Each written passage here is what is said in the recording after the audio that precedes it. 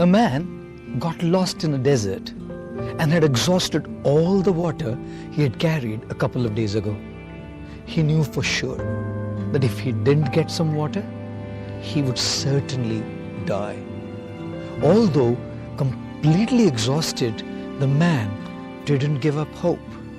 He kept walking, looking for some sign of good fortune. Suddenly, he saw a small hut at some distance.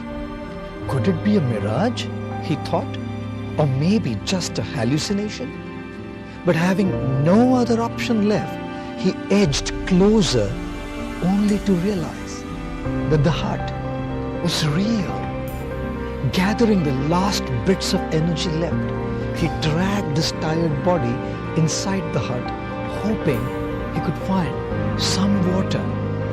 The hut was empty and seemed like it had been abandoned for quite some time. His heart skipped a beat when he saw what was in the hut. A hand pump. Water finally. He was overjoyed. He began working the hand pump, but no water came out. He tried harder and yet harder. No water.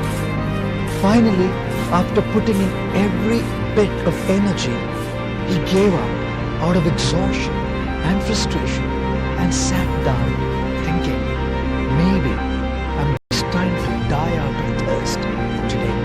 And then a second ray of hope. He noticed a bottle in one corner of the hut. It was filled with water and corked up to prevent evaporation. He uncorked the bottle, and as he was just about to devour the life-giving water, he noticed a piece of paper attached to it. The handwritten message read, "Use this water to start the pump. Don't forget to fill the bottle when you're done." He was now in a dilemma to follow the instruction and pour the water into the pump, or ignore it and just drink the water. What if he put the water into the pump and it didn't work? But then, maybe the instruction was correct. Should he risk it? If it turned out to be false, he would be throwing away the last water he would ever save. Have you ever been in a situation like this, where there are only two options and uncertainty about which one will work? What will you do? Which one will you choose? Well, you have to choose one and be willing to bear the consequences that it brings.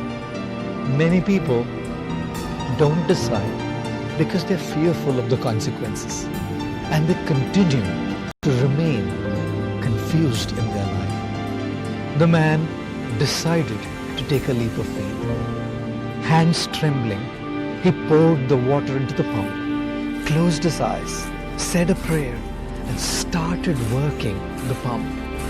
He heard a gurgling sound, and water came down, gushing out, way more than he could possibly use.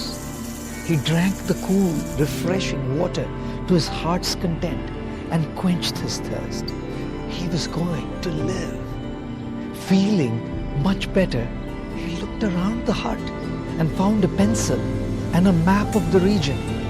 The map showed that he was still far away from civilization, but at least now he knew where he was and in which direction to go next. He filled up his flask for the journey ahead, and as per the instruction on the note, also filled up the bottle and put the cork back in. And before leaving the hut, he added his own lines below the instruction. Believe me, it works. Most of us may not be confronted with a situation like this, where the choice made decides whether we live or die. Yet, we have our own journeys to take and our own choices to make. If the choice we make goes our way, fantastic. We can inspire people by telling them, believe me, it works.